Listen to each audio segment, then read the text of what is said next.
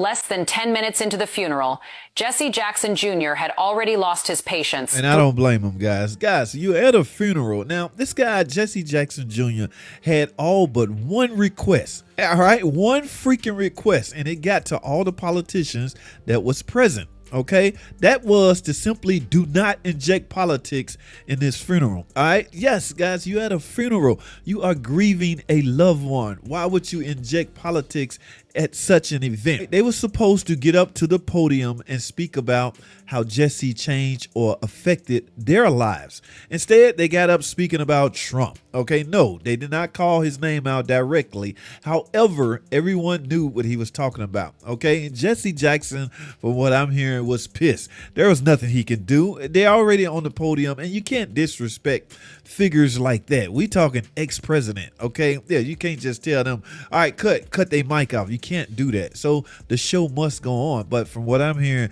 Jesse Jackson was freaking pissed. Three major figures were openly ignoring his one rule: keep politics out of this memorial. Yep. First up, Joe Biden. Instead of sitting quietly, he leaned over to guests and started discussing Donald Trump, joking and debating as the ceremony barely began. This wasn't just chatter.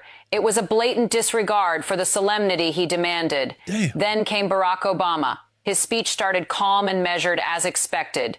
But midway, he slipped in a pointed remark about the kind of leadership America needs today. A moment meant for honoring someone else was subtly turned into a commentary stage, and the crowd noticed Kamala Harris. She didn't take the podium, but during the reception, she pressed attendees on the same topics, continuing the conversation about Trump and current controversies. Terrible. Whispers spread. A few guests quietly stepped away, Wow. and Jackson Jr.'s warning about respect seemed completely ignored. On a day meant to honor a life became dominated by politics and tension. No. Jesse Jackson Jr. had asked for decorum. He got defiance. By the end, one question lingered in the room.